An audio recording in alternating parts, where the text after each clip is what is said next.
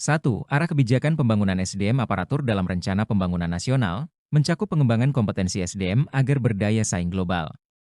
Pendekatan apa yang paling sesuai untuk mencapainya? A. Pengembangan program pendidikan berkelanjutan untuk ASN. B. Penerapan sistem rotasi yang mendukung pengembangan keterampilan. C. Kolaborasi dengan lembaga internasional untuk program pelatihan SDM. D. Pengembangan kompetensi ASN melalui sertifikasi profesi. E. Peningkatan program mentoring dan coaching dalam instansi.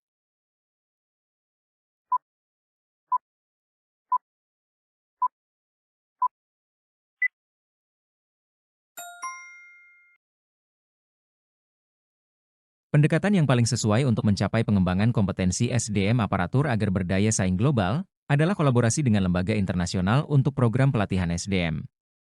Kolaborasi dengan lembaga internasional dapat memperluas wawasan, memberikan akses kepada standar global, dan meningkatkan kompetensi SDM dengan pengetahuan dan keterampilan terkini yang dibutuhkan untuk bersaing secara global. 2. Menurut kebijakan pembinaan jabatan fungsional analis SDM aparatur, apa peran utama analis SDM dalam mendukung reformasi birokrasi? A. Menyusun strategi pengembangan kompetensi ASN. B. Mengembangkan program evaluasi kinerja berbasis integritas. C. Menganalisis kebutuhan SDM untuk mendukung pencapaian zona integritas. D. Mengoptimalkan sistem rekrutmen yang berbasis kompetensi. E. Mengembangkan model pembinaan karir ASN yang transparan.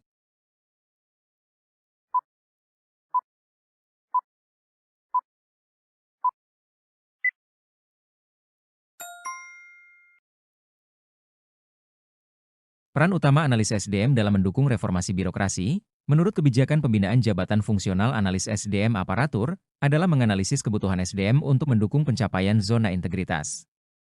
Peran ini penting, karena analis SDM berfungsi untuk memastikan ketersediaan SDM yang sesuai dengan kebutuhan organisasi, guna mendukung pencapaian zona integritas, yang berfokus pada peningkatan akuntabilitas dan kinerja birokrasi. 3. Kerangka kerja manajemen SDM strategik di sektor publik difokuskan pada pencapaian tujuan jangka panjang organisasi. Apa yang menjadi dasar utama dalam implementasi manajemen SDM strategik? A. Integrasi antara pengembangan SDM dan tujuan organisasi. B. Penerapan sistem evaluasi kinerja yang berkelanjutan. C. Penggunaan data analitik untuk perencanaan kebutuhan SDM. D. Penyusunan program pelatihan yang sesuai dengan kebutuhan organisasi. E. Pengembangan kebijakan SDM yang mendukung inovasi di sektor publik.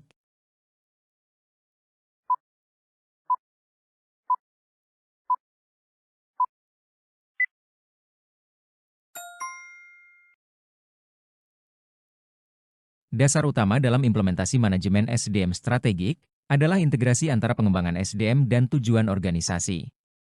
Manajemen SDM strategik bertujuan untuk memastikan bahwa pengembangan SDM selaras dengan pencapaian visi, misi, dan tujuan jangka panjang organisasi.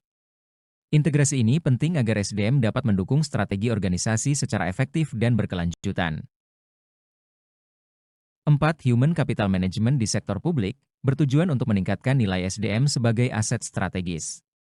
Dalam penerapan HCM, langkah manakah yang paling efektif? A. Peningkatan program pengembangan keterampilan bagi seluruh pegawai.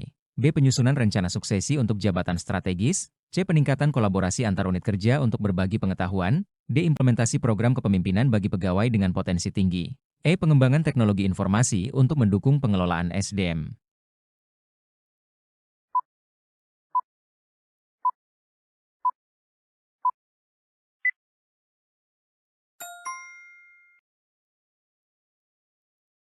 Langkah yang paling efektif dalam penerapan Human Capital Management di sektor publik adalah penyusunan rencana suksesi untuk jabatan strategis. Rencana suksesi merupakan langkah penting untuk memastikan kesinambungan kepemimpinan dan keberlanjutan organisasi. Ini juga membantu dalam mengidentifikasi dan mengembangkan pegawai dengan potensi tinggi untuk mengisi posisi strategis di masa depan, sehingga meningkatkan nilai SDM sebagai aset strategis. 5. Manajemen SDM berbasis kompetensi memungkinkan ASN bekerja sesuai dengan kemampuan dan kebutuhan organisasi. Apa tujuan utama dari pendekatan ini? A. Meningkatkan kesesuaian antara kompetensi pegawai dengan tugasnya. B. Mendorong pengembangan karir yang sesuai dengan potensi individu. C. Memfasilitasi pelatihan yang tepat sasaran berdasarkan kebutuhan kompetensi. D. Mengoptimalkan penilaian kinerja berbasis hasil dan kompetensi. E. Menyediakan jalur pengembangan karir yang jelas bagi seluruh pegawai.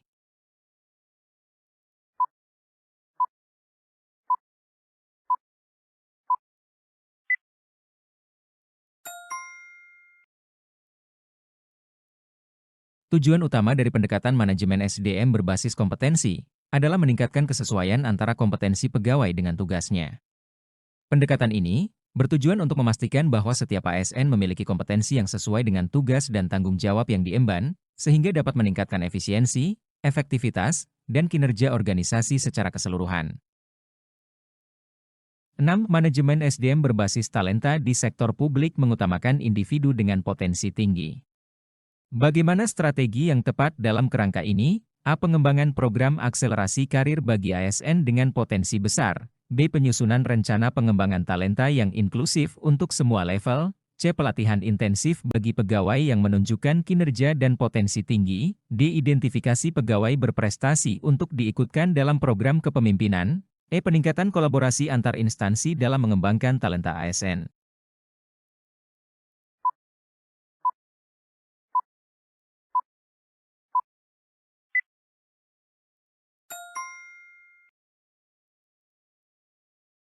Strategi yang tepat dalam manajemen SDM berbasis talenta di sektor publik adalah pengembangan program akselerasi karir bagi ASN dengan potensi besar. Strategi ini fokus pada pengembangan individu-individu dengan potensi tinggi, memberikan mereka peluang untuk berkembang secara cepat dalam karir mereka, sehingga dapat mengisi posisi strategis di masa depan dan berkontribusi secara signifikan terhadap tujuan organisasi. 7.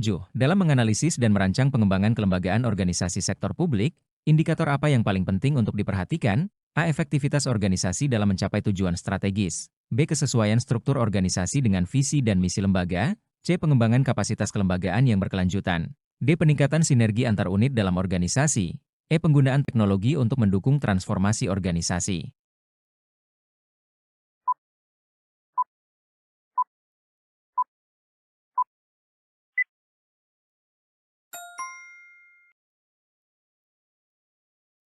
Indikator yang paling penting untuk diperhatikan dalam menganalisis dan merancang pengembangan kelembagaan organisasi sektor publik adalah efektivitas organisasi dalam mencapai tujuan strategis. Indikator ini penting karena mencerminkan seberapa baik organisasi dapat mencapai tujuan yang telah ditetapkan. Efektivitas dalam pencapaian tujuan strategis akan memberikan gambaran yang jelas tentang kinerja organisasi dan kebutuhan untuk melakukan perbaikan atau pengembangan lebih lanjut. 8. Pengembangan tata laksana di sektor publik bertujuan untuk menciptakan birokrasi yang lebih efisien. Apa langkah awal yang harus dilakukan dalam proses ini? A. Mendorong partisipasi pegawai dalam menyusun inovasi prosedur kerja. B. Menerapkan teknologi digital untuk mempercepat pelayanan. C. Menyederhanakan prosedur kerja tanpa mengurangi kualitas layanan. D. Melakukan benchmarking dengan instansi lain untuk inovasi pelayanan. E. Melakukan analisis proses bisnis untuk meningkatkan efisiensi.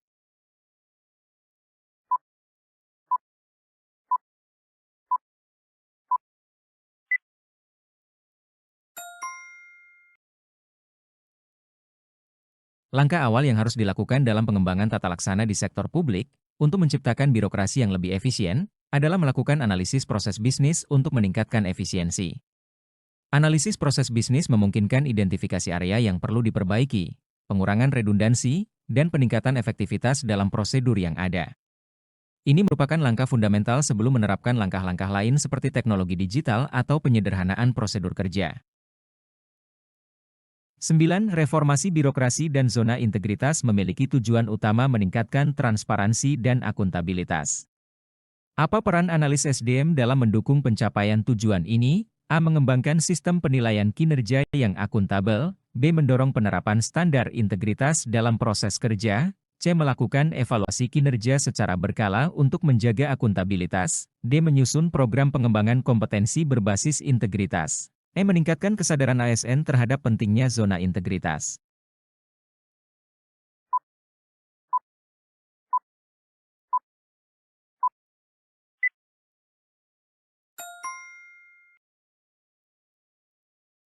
Peran analis SDM dalam mendukung pencapaian tujuan reformasi birokrasi dan zona integritas adalah mendorong penerapan standar integritas dalam proses kerja. Dengan mendorong penerapan standar integritas, analis SDM membantu memastikan bahwa seluruh pegawai memiliki pemahaman yang sama mengenai nilai-nilai integritas yang merupakan landasan untuk meningkatkan transparansi dan akuntabilitas dalam birokrasi. 10. Dalam kerangka pengembangan kebijakan SDM aparatur, analis SDM harus melakukan proses analisis yang mendalam. Apa yang menjadi fokus utama dalam analisis tersebut? A. Mengembangkan kebijakan pengembangan SDM yang inklusif. B. Menyusun strategi pengembangan kompetensi jangka panjang. C. Menyelaraskan kebutuhan SDM dengan perkembangan teknologi. D. Menganalisis tren global dalam pengelolaan SDM sektor publik. E. Mengidentifikasi kebutuhan SDM untuk mendukung visi organisasi.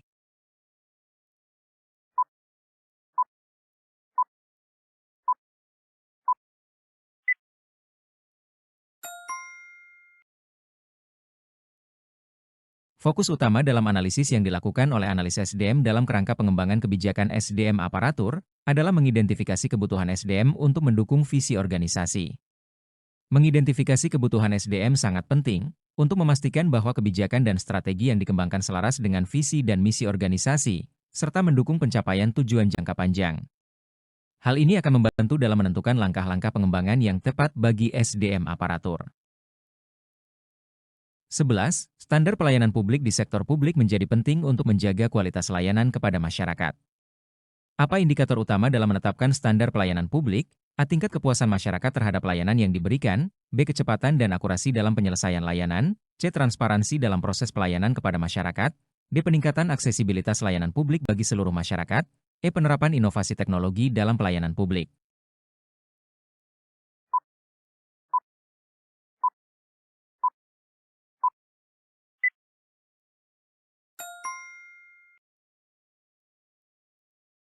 Indikator utama dalam menetapkan standar pelayanan publik adalah tingkat kepuasan masyarakat terhadap layanan yang diberikan. Tingkat kepuasan masyarakat mencerminkan seberapa baik layanan yang diterima, sesuai dengan harapan dan kebutuhan mereka. Indikator ini sangat penting, karena fokus pada pengalaman pengguna dan dampak dari pelayanan yang diberikan, yang pada akhirnya menentukan keberhasilan standar pelayanan publik. 12. Penerapan Human Capital Management di sektor publik harus berorientasi pada peningkatan kinerja pegawai. Apa langkah terbaik untuk mencapai hal ini? A. Mengembangkan sistem evaluasi yang mendukung pertumbuhan pegawai. B. Menerapkan program pengembangan karir yang berkelanjutan. C. Meningkatkan kolaborasi antar pegawai untuk mendorong inovasi. D. Menyusun sistem penghargaan berbasis kinerja individu dan tim. E. Peningkatan program mentoring untuk membangun kapasitas pegawai.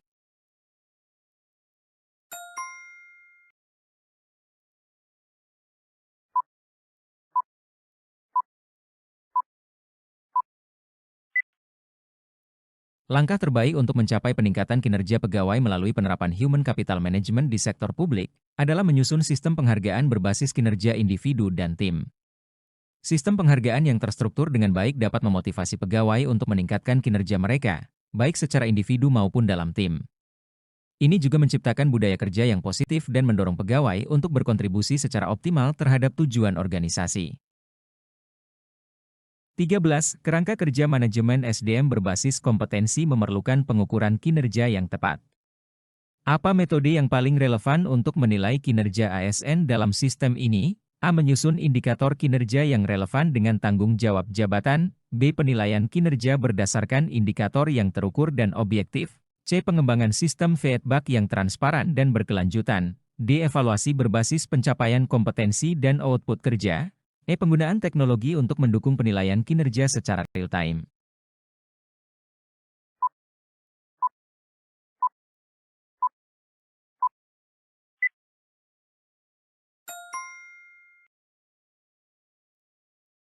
Metode yang paling relevan untuk menilai kinerja ASN dalam kerangka kerja manajemen SDM berbasis kompetensi adalah evaluasi berbasis pencapaian kompetensi dan output kerja.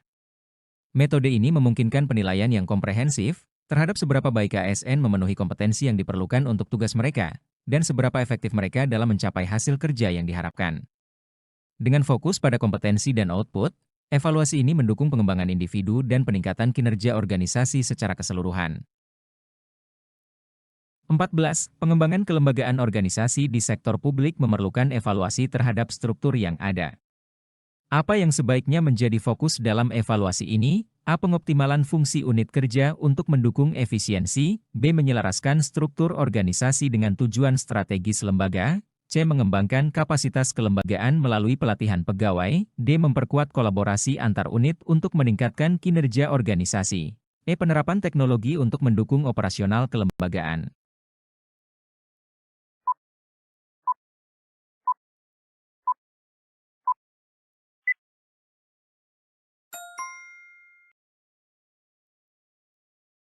Fokus yang sebaiknya diutamakan dalam evaluasi struktur kelembagaan organisasi di sektor publik adalah menyelaraskan struktur organisasi dengan tujuan strategis lembaga.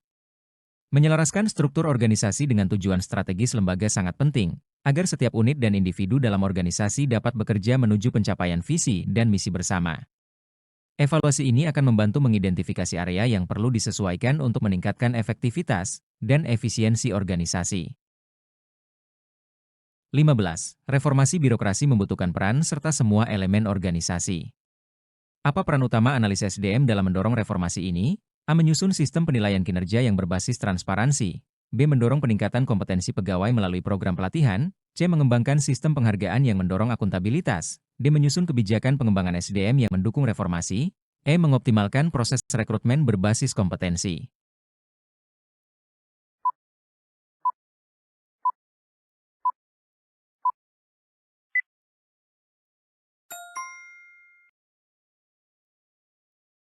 Peran utama analis SDM dalam mendorong reformasi birokrasi adalah menyusun kebijakan pengembangan SDM yang mendukung reformasi.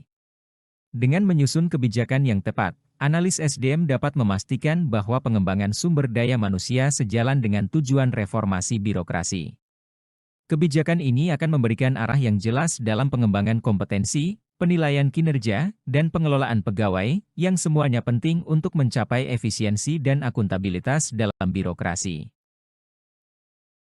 16. Pengelolaan talenta dalam manajemen SDM berbasis talenta di sektor publik berfokus pada apa? A. Pengembangan program akselerasi karir bagi pegawai berpotensi. B. Meningkatkan keterlibatan pegawai dalam pengambilan keputusan. C. Penyusunan jalur pengembangan karir yang jelas dan terstruktur. D. Memberikan kesempatan pengembangan bagi talenta muda berprestasi. E. Peningkatan program mentoring untuk talenta berbakat.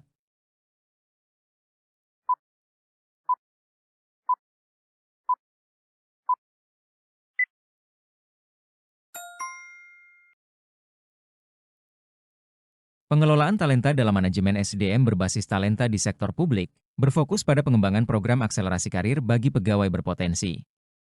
Program akselerasi karir dirancang untuk mempercepat pengembangan pegawai yang memiliki potensi tinggi, sehingga mereka dapat mengambil posisi kepemimpinan di masa depan.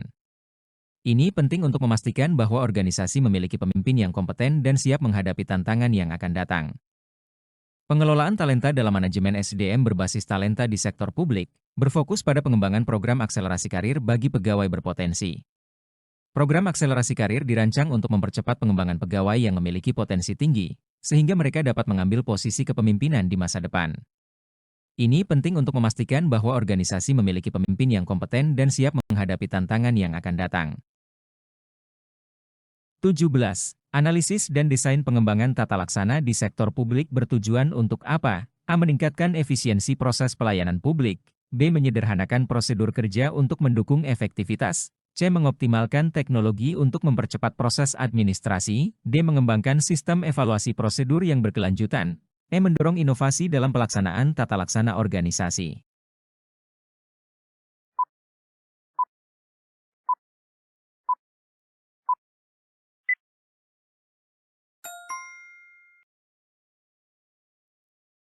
Analisis dan desain pengembangan tata laksana di sektor publik bertujuan untuk meningkatkan efisiensi proses pelayanan publik.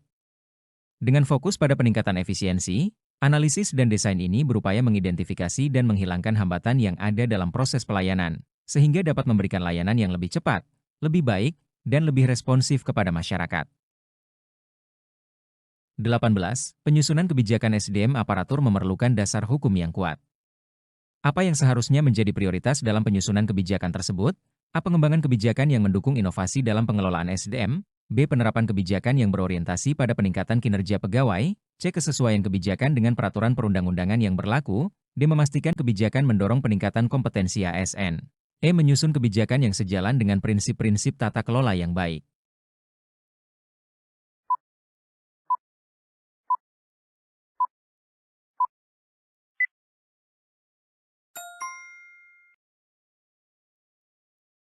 Prioritas dalam penyusunan kebijakan SDM aparatur seharusnya adalah kesesuaian kebijakan dengan peraturan perundang-undangan yang berlaku.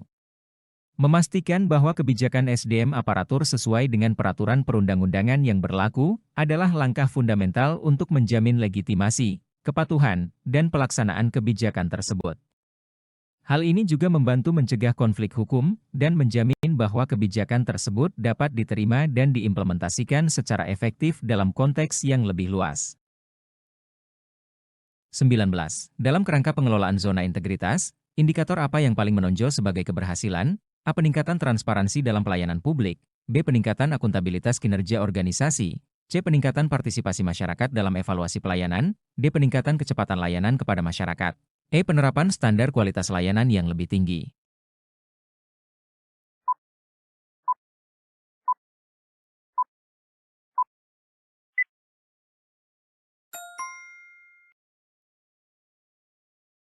Indikator yang paling menonjol sebagai keberhasilan dalam kerangka pengelolaan zona integritas adalah peningkatan transparansi dalam pelayanan publik. Transparansi adalah salah satu pilar utama zona integritas, karena memastikan bahwa semua proses dan keputusan dalam pelayanan publik dapat diakses dan diawasi oleh masyarakat. Peningkatan transparansi menciptakan kepercayaan masyarakat terhadap lembaga publik dan membantu mencegah praktik korupsi serta meningkatkan akuntabilitas. 20. Pengembangan reformasi birokrasi di sektor publik harus fokus pada apa untuk menciptakan perubahan yang signifikan? A. Peningkatan efisiensi pelayanan publik. B. Mendorong inovasi dalam tata kelola pemerintahan. C. Penyederhanaan proses kerja yang mendukung keterbukaan. D. Peningkatan kompetensi pegawai melalui program pelatihan. E. Penerapan sistem evaluasi kinerja yang transparan dan akuntabel.